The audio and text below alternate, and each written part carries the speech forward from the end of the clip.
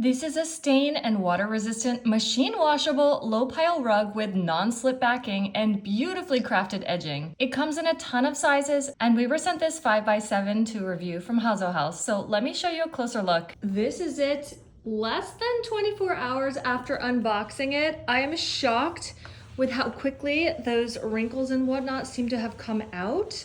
It is so soft. When I tell you, all my kids and everybody keep just laying down on this. It's like so nice. Got kind of an antique vintage look to it. Thin, but so soft and just like almost like a velvet. Just so nice.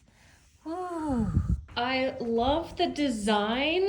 We've got birds in both directions. So from here is one direction, and then here's upside down, kind of like a mirror effect. The colors are gorgeous. We've got green, blue, cream. I don't think it's really black or white in here, although that could go with it, but it's more of a neutral look. Really nicely stitched on the edge. It's nice and flat here, not really a trip hazard or anything. If you put a rug pad underneath it, that'll lift it up a little, but it's nice. It's not a cushioned thing, but it's so soft. I don't think you really need a rug pad under it. And then you've got, this part is like, it's rubber backed, so it's really grippy and stays in place. Here is your label, Hazo Haus 100% polyester, machine wash cold, hang to dry.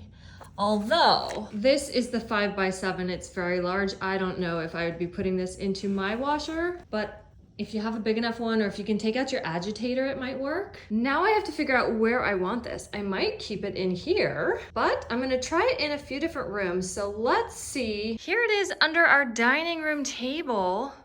Looks really nice. Oh, I like that a lot. But let's see where else we can put it. Because it's so thin, it's really lightweight. It's not cumbersome to move around, so that's good to know. Here it is under my son's bed.